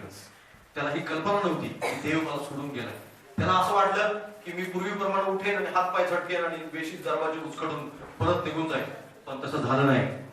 तो निर्बल झाला होता कारण देव त्याला सोडून गेला होता. फलिस्ती आले, त्याला पकडण्यात आला, त्याचे डोळे फोडले, धान्य दळायला त्याला घेऊन बसवलं. सैतानाच्या हातात माणूस ज्यावेळेस शरीराद्वारे देवाचा गौरव करत नाही, तुमचं शरीर हे देवाचं मंदिर आहे. जर तुमच्या शरीराद्वारे तुम्ही चुकीच्या गोष्टी करत असाल तर निश्चित अर्थाने या गोष्टीपासून सावध राहा. बऱ्याच वेळेस मला पुष्कळ गोष्टी सांगता येतील, वेळेच्या अभावी मी तुम्हाला सांगत नाही. शरीराद्वारे जर आपण कोणाला पापास प्रवृत्त जरी करत असेल तरी ती सुद्धा गोष्ट देव त्यापासून सुद्धा आपल्याला सावध करतो. तुम्ही ज्या वेळेस तुम्हाला असं वाटत असेल की माझं शरीर कोणाला आकर्षित करत आहे का, तर निश्चित अर्थाने एक गोष्ट लक्षात ठेवा की देव त्या बाबतीत सुद्धा आपल्याला सावध करतो. पूर्वीच्या काळामध्ये स्त्रियांना पायघोट घालायला का सांगितलं होतं माहिती? कारण परमेश्वराला ठाऊक होतं की या शरीराद्वारे देवाचं पवित्र गौरव व्हावं. हालेलुया. कारण का त्यांना ठाऊक होतं चांगल्या प्रकारे की स्त्री हे एक आकर्षित करणारं माध्यम ठरू शकतं आणि त्याद्वारे कदाचित पापाचा प्रवेश होऊ शकतो. आणि म्हणून स्त्रियांना जास्त करून पायगोळ झगे घातले जात होते. पायगोळ वस्त्र, कुमारिकेंना जास्त करून पायगोळ वस्त्र घातले जात होते. यासाठी घातले जात होते की शरीराद्वारे कोणतंही पाप केलं जाऊ नये. आताच्या काळामध्ये ह्या कपड्याच्या बाबतीत इतकं चुकीचं झालेलं आहे आणि आपण आपल्या शरीराला इतकं चुकीच्या गोष्टीसाठी समर्पित करून ठेवलेलं आहे की कपडे कोणते घालावे, काय घालावे, आई वडील किंवा नातेवाईक या सगळ्या गोष्टीसाठी अजिबातच त्या बाबतीत केअर करत नाही. का केअर केली जात नाही? कारण त्यांना असं वाटतं मला स्पेस हवा, कारण बाकीच्यांना स्पेस हवाय ना, मग मला पण स्पेस पाहिजे. या नवीन वर्षात हा सगळा स्पेस जळून जाऊ दे. तुमच्या मुलांच्या बाबतीत मी पुढे जाऊन सांगणार आहे. मुलांच्या बाबतीत, तुमच्या लेकरांच्या बाबतीत, आपल्या स्वतःच्या बाबतीत तुम्ही जर कोणाला आपल्या कपड्याद्वारे, आपल्या शरीराद्वारे कोणाला आकर्षित करत असाल, पापासाठी प्रवृत्त करत असाल तर तुम्ही त्यासाठी मोठा अडखळ. फक्त चर्च मध्येच नाही तर बाहेर इतर. कारण जगासारखं जर आपण जगावं अशी देवाची इच्छा असते तर तुम्ही चर्च मध्ये बसले नसते. तुम्ही जगासारखं जगावं अशी जर देवाची इच्छा असते तर तुम्हाला देवाने चर्च मध्ये आणलं नसतं. तुमच्यात आणि जगामध्ये काहीतरी फरक असायलाच पाहिजे. तुम्ही ज्या ज्या वेळेस जाल त्या त्या वेळेस लोकांनी तुम्हाला विचारलं तू असं का? मी येशूचे लेकरू आहे. मी असं का आहे? मी असा का आहे? मी येशूचं लेकरू आहे म्हणून मी असा आहे. मला काहीही घालण्याचा अधिकार नाही कारण माझ्या शरीराद्वारे मी देवाचं, माझं शरीर हे देवाची महिमा करणारं शरीर आहे म्हणून माझ्या शरीराला मी पवित्र ठेवतो. हालेलुया. मी तुला आकर्षित करणार नाही, माझ्या प्रभूला जे प्रिय आहे तेच मी घालणार. हालेलुया. ही गोष्ट आपण जागरूक ठेवलं पाहिजे. जर तुम्ही म्हणाल की मला स्पेस हवाय तर तो स्पेस तुमच्या शरीराचा नाश करेल. कारण स्पेस अनेक लोकांचा नाश करून गेलेला आहे.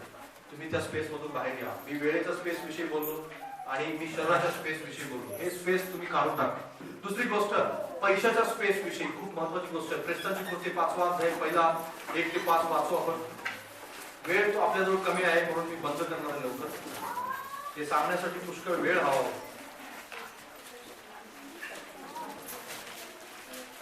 प्रेषितांची कृती पहिला 5वा अध्याय.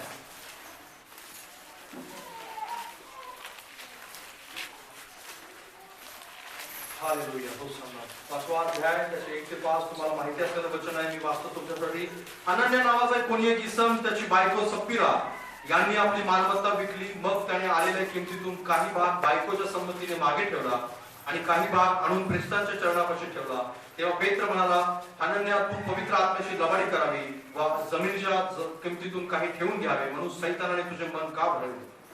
ती होती तोवर तुझी स्वतःची व विकल्यावर तुझ्या स्वाधीन नव्हती काय? हे करण्याचे आपल्या मनात तू का आणलेस? तू मनुष्याशी नव्हे तर देवाशी लबाडी केली आहे. हे शब्द ऐकताच हनन्याने खाली पडून प्राण सोडला आणि हे ऐकणाऱ्या सर्वांना मोठे भय वाटले. हालेलुया. सर्वात महत्वाची गोष्ट या बाबतीत आपल्याला खूप मोठा स्पेस हवा. आपण स्पेस राखून ठेवतो आणि स्पेस राखून ठेवावा या दुमताचा मी नाहीये लक्षात घ्या, किंवा हे मत माझं नाही असं म्हणत नाही. पण देव मात्र या स्पेसच्या बाबतीत अतिशय परखडपणे बोलतो. अतिशय परखडपणे या ठिकाणी पेत्राने सांगितलं. आता हनन्या आणि सफीरा हे दोघ जण पती पत्नी आहेत आणि त्या दोघांनी आपली जमीन विकली आणि जमीन विकल्यानंतर कुठे आणून ठेवली जमिनीचं. त्या काळातली पद्धत होती की प्रत्येक जण आपापली जमीन घर जे काही प्रॉपर्टी असेल ती विकत होते आणि सगळ्याच पैसा आणून ख्रिस्तांच्या चरणाजवळ ठेवत होते. आणि ज्यावेळेस चरणाजवळ ठेवला जात होता त्यावेळेस तो पैसा हा संपूर्ण मंडळीसाठी वापरण्याचा. आता हनन्या सफीराला असं वाटलं की आपण जमीन विकली, सगळा पैसा नेण्यापेक्षा आपण थोडा बाजूला काढून ठेवू आणि थोडा आपण काय करूया, नेऊन ठेवूया. आणि पेत्राजवळ ज्यावेळेस आणून ठेवला त्यावेळेस पेत्राने त्याला प्रश्न विचारला. काय प्रश्न विचारला की तू जमीन केवढ्याला विकली. त्यावेळेस त्यांनी खरं सांगितलं, त्यावेळेस खोटं सांगितलं. त्यावेळेस तो म्हणाला की जे तुमच्याजवळ आणून ठेवले तेवढ्यालाच होईल. कारण त्यांनी आणि त्याच्या पत्नीने संकटमत केलं होतं खोटं बोलायचं पैशाच्या बाबतीत आणि ते खोटं बोल. पेत्र त्याला म्हणाला की तू मानवाशी नाही तर देवाशी लबाडी केली, पवित्र आत्म्याची लबाडी केली. आणि त्याच हनन्या हा जग सोडून निघून गेला. Praise the Lord. बरेच वेळेस लोक असं म्हणतात खूप वेळेस की ख्रिस्ताच्या काळामध्ये जे सामर्थ्य होतं, ख्रिस्ताच्या काळामध्ये जे पवित्र आत्म्याद्वारे देव जे कार्य होत होतं ते कार्य आताच्या मंडळीत होत नाही, आताच्या चर्चेसमध्ये होत नाही. मी तुम्हाला सांगतो जर त्या काळातलं कार्य आता जर व्हायला लागलं ना तर अर्ध चर्च मरून जाईल. मरून जाईल का? कारण असे खोटे बोलणारे भरपूर येतील आणि ठेवतील आणि म्हणते प्रभू एवढंच आहे माझ्याजवळ आणि देव त्याला मारून टाकेल जर ते सामर्थ्य असेल तर. लक्षात येते मी तुम्हाला काय सांगते. बरे हनन्या सफीरा मेले का नाही हे तुमचं आणि माझं वचन आहे का? नाहीये. बऱ्याच लोकांना वाटतं ही गोष्ट बोलू नका, पण या गोष्टीच्या बाबतीत पेरणी कराल तरच कापणी करता येईल. हालेलुया. हा नियम आहे, हा सृष्टीचा काय आहे नियम आहे हा. आणि ह्या नियमानेच आर्थिक, कारण बायबलमध्ये ज्या ज्या ठिकाणी देवाने सांगितलेलं आहे, ज्या तुम्ही बायबल उघडून पहा, अगदी 2-2दा 4-4दा 10 वेळा वाचा, पण त्या ठिकाणी स्पष्टपणे ज्या ज्या ठिकाणी देवाने सांगितले मी तुला आशीर्वाद दे, आर्थिक आशीर्वाद दे, त्या ठिकाणी सांगितलेलं आहे द्या म्हणजे दिले जाईल, द्या म्हणजे दिले जाईल, द्या म्हणजे दिले जाईल. आणि माणूस हा स्पेस ठेवून काय करतो बरं काम करतो, कारण त्याला ठाऊक असतं आर्थिक गोष्टीच्या बाबतीत देवा पुढे समोर काय ठेवायचा, स्पेस ठेवायचा. देवाचा भाग इतकाच. दशमांच्या बाबतीत आपण बऱ्याच वेळेस काय करतो, लबाडी करतो. देवाची लबाडी त्याला काय म्हटलं जातं, देव काय म्हणतो, लबाडी म्हणतो. देव त्याला म्हणतो तू माझी चोरी केली. काय म्हणतो देव, तुम्हाला वाटेल की हे कसं काय, बाजूवाल्याला सांगा तू चोरी करतो जर दशमांश देत नाही. हो हे खरं आहे, बायबल सांगते, मी नाही सांगत ते. माझ्या तोंडचं आहे का. ह्या वर्षामध्ये तुम्ही तुमच्या आर्थिक गोष्टीवर आशीर्वाद पाहू इच्छिता का? आमेन. आर्थिक गोष्टीवर आशीर्वाद हवाय का? हवाय की नको? कायमसाठी हवाय का? बाजूवाल्याचा बिझनेस बंद पडला चालेल, मला माहित नाही, ते बंद पडावं म्हणून प्रार्थना नाही करता, पण त्याचं मला माहित नाही, पण माझा चालू राहणार आहे. हालेलुया.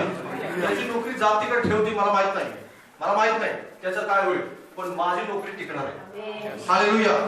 आणि माझी नोकरी नुसताच टिकणार नाही तर माझा नोकरीचा पगार सुद्धा वाढणार. आमेन. मला इतकं ठाऊक आहे प्रभूजी, माझा बिझनेस या कोरोना काळात वाढणार आहे. हालेलुया.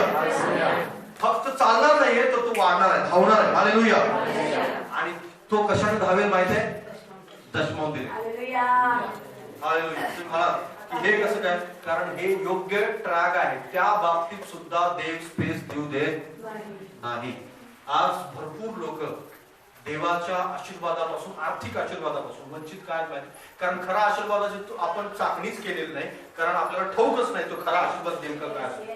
खरा आशीर्वाद असा नसतो जितका तुम्ही कल्पना करता. आपण थोडक्यातच खुश आहोत, आपल्याला असं वाटतं ते बँकेत इतके साठलेत ना, बस ठीक आहे, इतकंच ठीक आहे, कारण आपल्याला असं वाटत असतं. जशा प्रकारे अब्राम इश्माईलच्या बाबतीत देवाला असं म्हणाला, देव त्याला म्हणाला तुला इसाक होईल. देव म्हणाला इश्माईल जगला म्हणजे बाद झालं. देवाला इश्माईलला जगव बस, ह्याच्या पलीकडे काही नको मला, पण देव म्हणाला तुला इसाक होईल. हालेलुया. आणि मी देणार आहे तुला इसाक. तू कशाला इस्माईल जगायची अपेक्षा बाळगतो. इस्माईल जर तुझा मुलगा नाही, इस्माईलला बाहेर काढ, मी तुला इसाक देणार आहे. 99व्या वर्षी परमेश्वराने त्याला सांगितलं हे, आणि 100व्या वर्षी इसाक झाला. हालेलुया. आपण बऱ्याच वेळेस आपण म्हणतो देवा मी एवढंच घे, इस्माईल जन्म एवढंच घे, मला फक्त जिवंत राहू दे. करोना काळात कसं तरी तर धरून येतात. बाकी काय बाजूवाल्याचं आहे, बाजूवाल्याचं माझ्या त्याच्यापेक्षा थोडं. अरे देव म्हणेल की तुला 1000 पटीने मी वाढवायचं आहे, पण 1000 पटीने वाढायची कुणाची इच्छा नाहीये. 1000 पटीने वाढायचं म्हटलं की हाडण्या सफिरासारखं डोकं आपलं खराब होतं, आपण टाकून ठेवतो बाजूला. आपले 1000 रुपये होते का, ठीक आहे आपण या बाबतीत कॉम्प्रोमाइज करू, 500 रुपये देऊ. बायको नवरा बायको चर्चा करतात आणि हिशोब करतात लगेच, है ना. आणि इथं नवरा बायकोच आहे, त्यांनी चर्चा केली, दोघं पण भरून घे, जग सोडून निघून घे.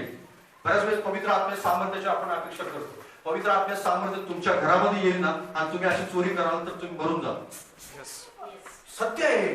तुम्हाला असं वाटत असेल मजा आहे, जोक मी सांगतो, जोक नाही सांगत आहे, हे सत्य सांगतो मी तुम्हाला. पवित्र आत्म्याचं सामर्थ्य तुमच्या घरात येत आहे आणि तुम्ही म्हणताय की प्रभू मी चोरी करणार आहे, तर लक्षात घ्या पवित्र आत्मा तुम्हाला मारून टाकेल. मोशे आणि त्याची बायको सफिरा, मोशे आणि त्याची बायको जी आहे ती दोघं जण प्रवास करत होते, आणि प्रवास करत असताना देव त्या ठिकाणी आला, आणि त्याचा मुलगा त्याच्याबरोबर होता. गेर्शोम त्याच्या मुलाचं नाव गेर्शोम त्याचं नाव आहे, आणि त्या गेर्शोम आणि ते हे सगळेजण सोबत होते. आणि त्या ठिकाणी देव आला आणि देवानी त्या मोशेला मारण्यासाठी पाहिलं.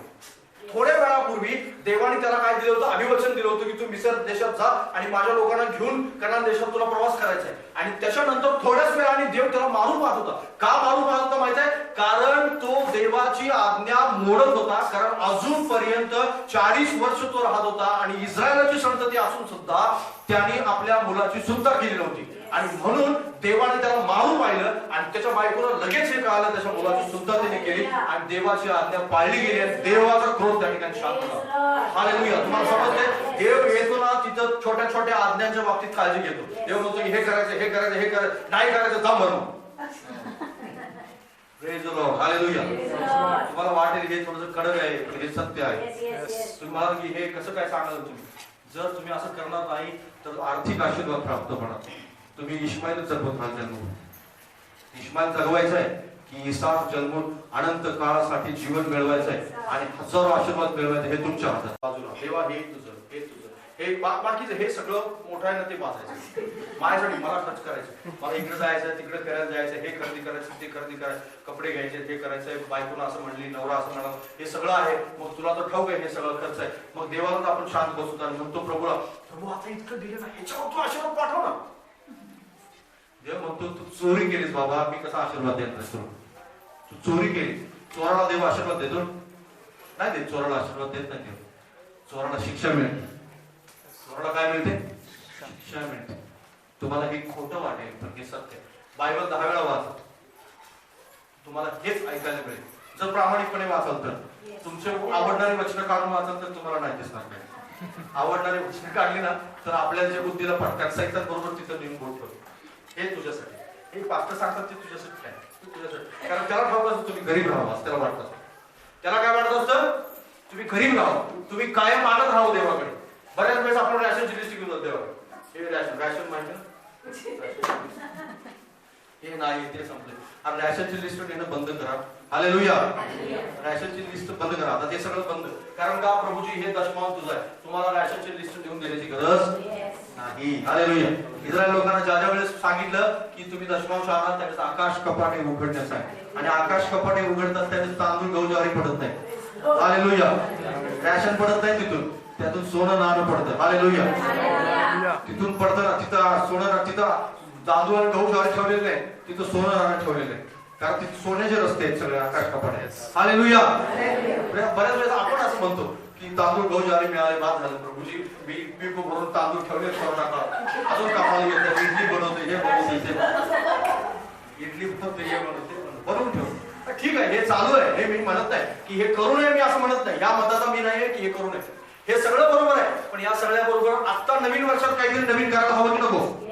हे आतापर्यंत मी केलं, मी करत होतो आणि मी सुद्धा त्याचा भाग आहे. पण लक्षात घ्या, आपण यातून बाहेर येण्याचा प्रयत्न करतोय. कुठं काय करतोय आपण? मी प्रभू बाहेर येणार आहे, मी हे सगळं बंद करणार आहे. नवीन वर्षात मी नवीन सुरुवात करणार. ह्या महिन्यापासून मी सुरुवात करणार. आणि मी तुम्हाला खरं सांगतो, 1 वर्ष परीक्षा पहा, कारण देवाने परीक्षा पाहायला सांगितली या बाबतीत परीक्षा पहा. बऱ्याच वेळेस आपण काय करतो म्हणजे आपण दिलेल्या पैशाचा हिशोब आपल्याला पाहिजे असतो, है ना, आपण असं म्हणत असतो. पण बायबलमध्ये कुठेही हिशोबाच्या बाबतीत लिहिलं नाही. बरं, आता तुम्ही म्हणाल की हे कसं काय, योग्य ठिकाणी द्यायला सांगितलेलं आहे, जिवंत मंडळीमध्ये द्यायला सांगितलेलं आहे. आणि महत्वाची गोष्ट म्हणजे परमेश्वराच्या भांडारात आणून जमा करायला सांगितलेलं. आपण या महिन्यापासून एक आपलं ट्रस्ट अकाउंट आहे आणि त्या अकाउंट मध्ये ह्या सगळ्या गोष्टीचा हिशोब व्यवस्थित ठेवणार आहोत. माझं ते योग्य प्रकारे मी योजना केलेली आहे आणि जवळपास ह्या गेल्या 2-3 आठवड्यापासूनच मी सुरुवात केली त्याची आणि ट्रस्टच्या अकाउंट मध्ये टाकण्यासाठी. आणि ते अकाउंट आपल्याला मेंटेन व्यवस्थित आपण करू. या वर्षभरात तुम्हाला त्याचं मेंटेन व्यवस्थित दिसेल. पण त्या गोष्टी तुम्हाला दाखवण्यात येतील, सगळं स्पष्टपणे ह्या गोष्टी दिसतील. पण तो झाला सगळा हिशोबाचा भाग. पण तुमचा प्रामाणिकपणा जो आहे, प्रामाणिकपणा कुणाला देण्याच्या बाबतीत, देवा. तुम्ही कुणीही माणसाला देत नाही आणि जो आशीर्वाद आहे तो देवापासून प्राप्त होणार. आणि म्हणून हनन्या सप्पीरा सारखं स्पेस ठेवून संगनमत करून देवाची चोरी करू नका. या वर्षात जर आर्थिक आशीर्वाद पाहिजे असेल, जर तुम्हाला भरभराट हवी असेल, फक्त गरजा पूर्ण करायच्या असतील तर देवाला तुमच्या मनात आहे तेवढंच द्या. हालेलुया. पण जर भरभराट पाहिजे, भरभराट समजते तुम्हाला, भरभराट आणि गरजा पूर्ण करणे या दोन्ही फरक आहे बरं. हालेलुया. भरभराट आणि गरजा पूर्ण करणे. आपण फक्त आतापर्यंत गरजा पूर्ण करण्यासाठी प्रार्थना करत होतो, पण देव म्हणतो गरजा ठेव बाजूला, मी तुला भरभराट देणार आहे. हालेलुया. आणि भरभराट हवी असेल तर कशासाठी, देवाजवळ काय घेऊन यायला हवं, दशमांश घेऊन यायला हवं. देवाजवळ जे तुम्हाला खर्च, जे दशमांश त्या गोष्टीला किंवा दान, कोणीतरी असं म्हटलेलं दान त्या गोष्टीला म्हणतात की जे मी देऊ शकत नाही. Praise the Lord. समजतं तुम्हाला, दान कशाला म्हणतात, जे मी देऊ शकत नाही. बाजूवाल्याला सांगत नाही. समजा मला महिन्याला पगार आहे 5,000 रुपये. समजा किती हजार आहे, 5,000. माझा 5,000 मला घर चालवायचं. काय करायचंय, 5,000 मला घर चालव. मी 1,000 रुपये देऊ शकतो का, नाही देऊ शकत. अहो प्रामाणिक आहे ना मत, प्रामाणिक मत आहे ना. हालेलुया. मी नाही देऊ शकत, पण मी समजा 1,000 रुपये देते, तर मी विधवेसारख्या 2 तोल्यांचं समर्पण करतो. हालेलुया. समजतं मी काय सांगतो तुम्हाला. पण समजा मला 50,000 रुपये पगार आहे.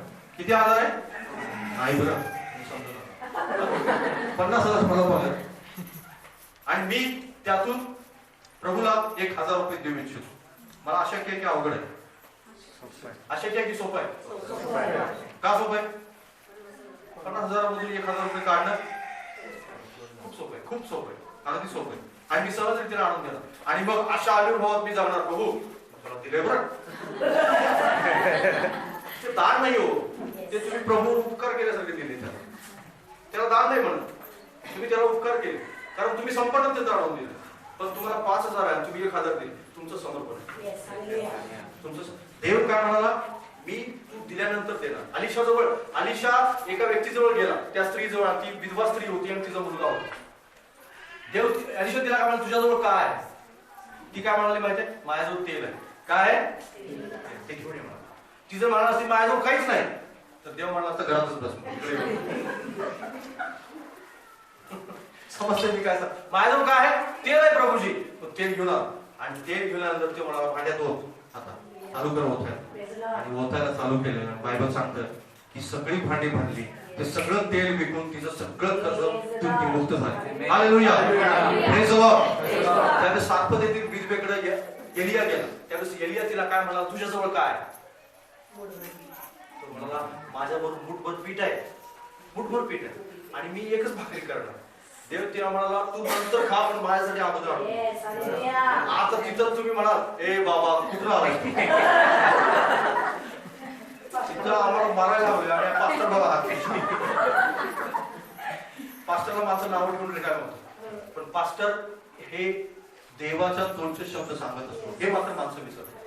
मी जरी किती कडक बोललो किंवा मी माझ्या तोंडातून तुम्हाला अंतःकरण दुखावणाऱ्या गोष्टी बाहेर आल्या, तरी एक गोष्ट लक्षात ठेवा, ते देवाचे शब्द असतात. एलिया असं बोलत असताना कदाचित त्या स्त्रीला वाईट वाटलं असं. ती म्हणाली, मी मरणार आहोत, आम्ही खाणार. देव तिला म्हणाला की तू पहिल्यांदा मला भाकर आणून दे, मग तू नंतर ते कर काय करायचं. आणि तुम्हाला मी खरं सांगतो, ती साताऱ्यातली विधवा नव्हती, सारपत इथली विधवा होती. सारपतली विधवा होती आणि तिला माहिती होतं आशीर्वाद कसा मिळवायचा. तिला ठाऊक होतं की देवापासून भरभराट कशी प्राप्त करायची. आणि बायबल सांगते की पहिल्यांदा तिने एलियाला आणून भाकर दिली आणि एलिया लगेच भाकर खाता खाताच आशीर्वाद देतात म्हणतो की दुष्काळ संपेपर्यंत तुझ्या मडक्याचं पीठ संपेल. हालेलुया. तिथं मरणावरती एक भाकर खावा. बाकी दुसरा कोण शाळा असता तर भाकर करून गेला म्हणलं जा तिकडे दुसरं कावळा शोधून. एलिया कावळ्याद्वारे आणलेलं अन्न खात होता ना. पण ती साताऱ्यातली नव्हती विधवा. तुम्ही साताऱ्यातले लोक शाणे व्हा. भरभराट हवी असेल या वर्षात बाजूवाल्याचे बिझनेस बंद पडतील पण तुमचा चालू राहील. तुमच्या घरामध्ये भरभराट दिसेल. बाजूवाला आश्चर्यचकित होईल. शेजारी म्हणेल काय चाललंय कारण त्याला सांगा एक दिवस मी देवाला द्यायला शिकलो म्हणून माझ्या घरात भरभराट. नेहमी तुम्हीच दागिना बघत आले तुम्ही नेऊन दाखवाल दागिने. हो आमेन हालेलुया. तुम्ही नेऊन दागिने दाखवाल म्हणाले हो. आणि प्रत्येक नवऱ्याला काहीतरी कर प्रत्येक महिन्याला काहीतरी कर. कुठून आले देवाने दिले. आकाश कपाटे उघडलेत माझ्यासाठी. हालेलुया. तुम्ही गुंजभर सोडा. गुंजभर माहिती सोडा. गुंजभर माझं साडवं तुम्ही तोळ्याला साडवा. हालेलुया. मी तुम्हाला आर्थिक आशीर्वाद प्राप्त करण्याचा मार्ग सांगतो. हालेलुया.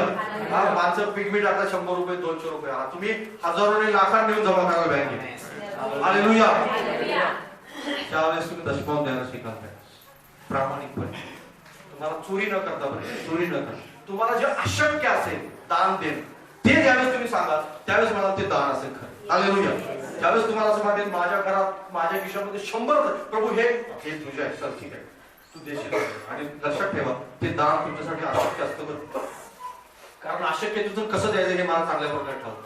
मला ठाऊक आहे की अशक्य ज्यावेळेस असतं ना त्यावेळेस खर्च करणं किती कठीण असतं. खूप कठीण असतं त्यावेळेस. आणि ज्यावेळेस तुम्ही ते करता त्यावेळेस मी तुम्हाला खरं सांगतो की तुमच्या गरजा राहत नाही ते देवाच्या राहतात. हालेलुया. त्यावेळेस देव तुमच्याकडे अद्भुत कपाटे उघडून तुम्हाला वाटणार पण नाही कल्पना येणार नाही त्या ठिकाणी तुमच्याकडे पैसे येतील. हालेलुया. त्या ठिकाणी आर्थिक आशीर्वाद येतील. मी तुम्हाला आर्थिक आशीर्वादाचं गमक सांगितलं या वर्षभरात. जर तुम्ही हे प्राप्त करू शकाल तर मी तुम्हाला खरं सांगतो अनन्या सफीरासारखा आपला मृत्यू होणार नाही. तर आपण पवित्र आत्मा आपण घरात बोलवू आणि पवित्र आत्म्याला सांगू देवा मी तुझ्या विरुद्ध दबाणी केले नाही. कारण पवित्र आत्मा येणार तर ह्या सगळ्या गोष्टी. हालेलुया. आर्थिक आशीर्वादाच्या बाबतीत ह्या गोष्टी लक्षात ठेवा.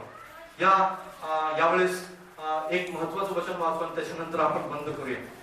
मी खूप वेळ घेतलाय तुमचा. वेळ बंद करूया का काय घ्यायचं पुढे एकच वचन वाचा. शेवटचं लास्ट वाचा बंद करा. ख्रिस्तांची कृत्याचा 10वा अध्याय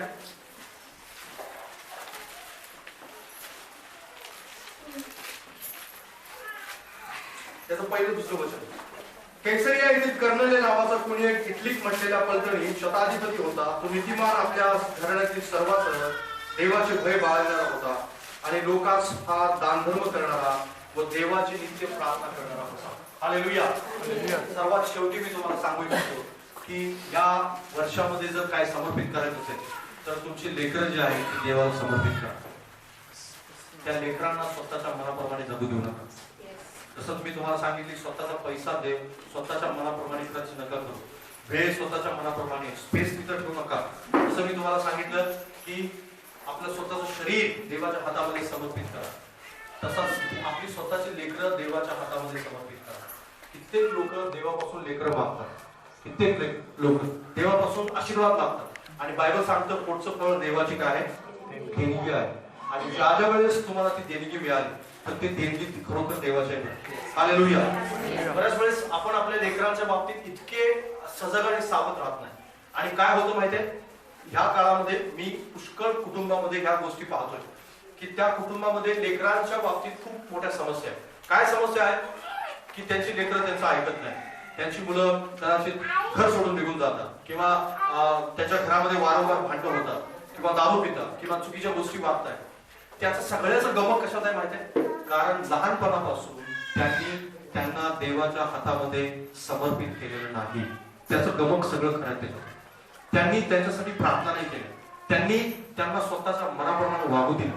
स्वतः हवे ती कपडे घालू दिले हवे तिकडे जाऊ दिलं. हवा तो विचार करू दिला. हवा त्याला उलट बोलू दिलं. देवाच्या वचनांसाठी कधी त्यांना वेळ दिला नाही. प्रार्थना त्यांना कधी करायला बसवलं नाही. बायबल वाचायला कधी त्यांना बसवलं नाही.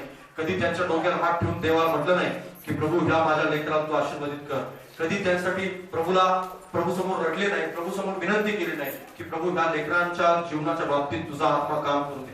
आणि त्याचं आता उत्तर असं आहे की ह्या सगळ्या गोष्टी न केल्यामुळं त्यांच्या लेकरांच्या बाबतीत देव नाराज आहे आणि देवाने काय केलेलं सोडून दिलेलं त्या हालावर. आणि मग ते आता गुडघे फोडून प्रार्थना करतात की प्रभू याला बदल, त्याला बदल, याचं जीवन बदल, असा होऊ दे, तसा होऊ दे. आणि मग देव म्हणतो लहान होता त्यावेळेस अजिबात तू काही लक्ष दिलं, पण लहानपणापासून आत्तापासून बऱ्याच कुटुंबामध्ये ज्यांच्या घरामध्ये अशा प्रकारच्या गोष्टी होत असतात त्यांच्या घराला मी आवर्जून सांगू इच्छितो की आपल्या लेकरांच्या बाबतीत आजच सावध व्हा. जर आज सावध झाला नाही तुम्ही तर येणारा काळ तुमच्यासाठी खूप कठीण असेल. लेकरांसाठी तुम्ही रडाल पण तुम्ही ती प्राप्त करू शकणार नाही. आणि जर ती प्राप्त होणार नाही तर निश्चित अर्थाने तुम्हाला त्रास होईल, तुमच्या मानसिक गोष्टीला त्रास होईल. बरेच लोक त्यांना त्यांच्या घरामध्ये बऱ्याच कुटुंबामध्ये मी असं पाहतो की ते स्वतः प्रार्थना करतात पण लेकराला बसवा म्हटलं की नाही नाही त्याला अभ्यास आहे, नाही त्याला क्लासला जायचं, नाही त्याचं शाळा आहे, नाही तो त्याचा तिकडं तो जाणार होता मित्रांसोबत पार्टी करा, नाही तिकडे ते वाढदिवसाला गेलेलं, नाही तिकडं त्याचं काम आहे थोडंसं, नाही त्याला टीव्ही बघायचं. मी बऱ्याच कुटुंबामध्ये प्रार्थनेला जातो त्यावेळेस त्यांच्या लेकरांना ते जवळ बसवण्यापेक्षा त्याला बाहेर पाठवतात किंवा बाहेर सोडून देतात आणि त्यांना असं वाटतं की हे एवढं जास्त महत्वाचं नाही. तितकं जास्त महत्वाचं नाही असं समजू नका. प्रत्येक लेकरू जे 1 वर्षापासूनचे पुढं कितीही मोठं असू द्या त्या प्रत्येक लेकराच्या बाबतीत आई वडील या नात्यानं तुम्ही सगळ्यांची प्रार्थना हीच असली पाहिजे की प्रभू ह्या वर्षभरात माझी लेकरं तुझी आराधना करणार असली पाहिजे. माझ्या लेकरांसमवेत मी तुझी आराधना करेन. मी फक्त मी प्रार्थना, मी जर चर्चला चाललो ना नाही तुला अभ्यास आहे का बरोबर अभ्यास कर, मी जातो प्रार्थना. आणि अभ्यास काय करत बघ इथे आणून बसव म्हणजे 1 तास अभ्यास जो करणार तो, कारण ते 1 तासच अभ्यास करतो आणि तिथून पुढचं तर मोबाईल मध्ये तुम्ही घरी जाऊपर्यंत टाइमपास करतो, प्रेझर लावून नाही तर टीव्ही लावून बसलेला असतो. आणि अभ्यास नाही आताच बंद केलंय तुम्ही, पूर्वीच पुस्तक बंद केलं. आता कसं फसवतात ते आपल्याला चांगलं ठाऊक असतं, तरी पण आपण प्रत्येक आठवड्याला तेच कारण घेऊन येत नाही. आपण आपल्याला असं वाटतं नाही ना इथं आलं की मला प्रार्थना कर, तुला प्रार्थना करायला येऊ दे पण तुझ्या बरोबर तुझ्या लेकराला पण प्रार्थना करायला बसतो. हालेलुया. तुम्ही जाणीव करा की ज्या वेळेस तुम्ही ह्या गोष्टी करू लागले. माझ्या मुलाच्या बाबतीत आता मला पण 2 मुलं आहेत आणि त्या मुलाच्या बाबतीत आम्ही इतके सावध आहोत, इतके सजग आहोत की आम्हाला नेहमी असं वाटतं की त्याला काही वाईट बघू नये, त्यांनी काही वाईट पाहू नये, त्यांनी काही वाईट विचार करू नये, त्यांनी त्याच्या मनात वाईट कुठेही सुरू नये. जे काही वाईटाचे मार्ग असतील, मोबाईल असेल, टीव्ही असेल, मित्रमंडळी असतील, संगत असेल वाईट, ते सगळे मार्ग बंद करण्यासाठी आमच्या दोघांचा नेहमी प्रयत्न असतो. आम्ही जिथं पण वाईट शिरण्याची चान्सेस असतात ना त्याच्यावर लगेच आवर घालतो. आम्हाला असं वाटलं की इथं काहीतरी चुकीच दिसतंय तर लगेच त्या ठिकाणी मी बंद करतो. आम्ही लगेच त्या मार्गच बंद करून टाकतो. का मार्ग बंद करून टाकतो? कारण आम्हाला ठाऊक आहे की एकदा जर स्थिरला प्रवेश केला सैतानाने की त्याला सावध करायला, त्याला बदलायला खूप वेळ निघून जाईल, खूप टाइम लागेल. आणि तो टाइम अजिबात आमच्या जवळ नाही. कारण माझ्या बायकोची नेहमी यासाठी प्रार्थना आहे की प्रभू तुझ्या सेवेसाठी माझ्या लेकराचा उपयोग करून घे. माझा वेळ वाया घालवलाय मी माझ्या जीवनामध्ये वाईट गोष्टीत माझ्या लेकराचा वाया घालू नको आणि त्याचं जीवन हे तुझ्या सेवेसाठी समर्पित आहे. असं नाही की त्याची बुद्धी चालत नाही, डोकं चालत नाही. इथं 10वी नापास वाल्याला पण असं वाटतं की माझा पोरगा इंजिनियर बनावं. 10वी नापास वाल्याला पण असं कोणाला वाटणार नाही माझा पोरगा डॉक्टर बनू नये, इंजिनियर बनू नये, असं सगळ्यांना असं वाटणार. आपल्या लेकराच्या बाबतीत आपण चांगला विचार करतो पण माझ्या मुलाला चांगली टक्केवारी पडून सुद्धा बऱ्याच लोकांनी मला प्रश्न विचारला त्याला चांगलं शिक्षण द्यायला पाहिजे तुम्ही. मी मला नाही, त्याला किती 90% पडली तरी मी त्याला देवाची सेवा करायलाच नेणार. हालेलुया. हे माझं समर्पण आहे, हे माझं काय आहे समर्पण आहे. उद्या जाऊन तो असं म्हणेल की मला नाहीच करायचे, नाही माझ्या मनामध्ये माझी नेहमी रोज त्यासाठी प्रार्थना आहे की प्रभू तुझं गौरव करण्यासाठी त्याला उभं कर, तुझ्या गौरवासाठी उभं कर, तुझ्या गौरवासाठी उभं कर, तुझ्या महिमेसाठी उभं कर. तुम्ही किती लोकांनी आपल्या लेकरांसाठी अशी प्रार्थना केली की माझं लेकरून सेवा करावी, देवाची सेवा काही होऊ द्या प्रभूची, कितीही तो शिक्षण घेऊ पण शिक्षणानंतर त्याचा सर्वात अंतिम उद्देश हा तुझी सेवा असला पाहिजे. हालेलुया. बऱ्याच लोकांना मी सांगून थकलो पण बरेच लोक या गोष्टीच्या बाबतीत इतके सावध नाही. जर तुम्ही सावध नसाल तर आजच सावध व्हा. लेकरांसाठी या वर्षभरात प्रार्थना करा. या वर्षभरात त्यांच्यासाठी जितकी पण तुम्हाला धडपड करता येईल तितकी करा. या वर्षाच्या शेवटी तुम्ही असं म्हणा की माझं लेकरू मी परत मिळवलं, देवाच्या शरणाजवळ ते बसलेलं आहे माझ्या बाजूला. पुढच्या वर्षी तुमची सगळ्यांची मुलं जर आज बसली नसतील तर सगळ्यांची मुलं तुमच्या बाजूला बसलेली असली पाहिजे, देवाचं गौरव करतात. ते म्हटले पाहिजे की माझ्या बापाबरोबर मी देवाचं गौरव करतो. हालेलुया. कारण तुम्हाला खरं सांगू दे मला की पैसा ह्या जगातली संपत्ती ह्या काळात आपण पुष्कळ शिकलोय. या जगातली कुठलीच गोष्ट आपल्याला वाचवू शकली नाही देवाशिवाय. हालेलुया. कुठलीच गोष्ट नाही. मग कदाचित त्याचं टॅलेंट, बुद्धी, ज्ञान सगळं काही तर राहिलं, पण देवाचा जर सोबत असेल तर तो मात्र वाचला जाईल. हालेलुया. म्हणून त्याला देव द्या. त्याला रोज त्याच्या अंतःकरणामध्ये वचन भरा. रोज त्याच्या अंतःकरणामध्ये देवाची स्तुती भरा. त्याच्या कपड्यावरती आवर घाला. त्याला स्पेस देऊ नका वाईट गोष्टीसाठी. त्याच्या मोबाईल वरती आवर घाला. त्याला स्पेस देऊ नका त्यासाठी. टीव्ही वरती आवर घाला. त्याला स्पेस देऊ नका. त्याच्या वाईट गोष्टीवरती आवर घाला. त्याला स्पेस देऊ नका. नाही तर तुम्ही त्याचे मोठे दुश्मन आहात या वर्षभरात. हालेलुया. लक्षात घ्या. नवीन वर्षात जर तुम्ही लेकरं मिळवू इच्छित असाल तर निश्चित अर्थाने ह्या गोष्टी स्पेस देऊ नका. हा स्पेस बंद करा आणि लेकरं मिळवा. आपल्या कुटुंबासमवेत रोज देवाची आराधना करा. देवाचं गौरव करा. 4 गोष्टी मी तुम्हाला सांगितल्या. कोणत्या कोणत्या? वेळ. वेळाच्या बाबतीत स्पेस देऊ नका. वेळ तुमची देवाची वेळ. दुसरी गोष्ट शरीर. तिसरं पैसा. पैसा. आणि चौथी आपलं फॅमिली, लेकरू. आपलं काही असेल, लेकरू असेल, आपली पत्नी असेल, पती असेल, या 4ही गोष्टी प्रभूच्या हातात समर्पित करा. या आपण उभे राहूया सगळे.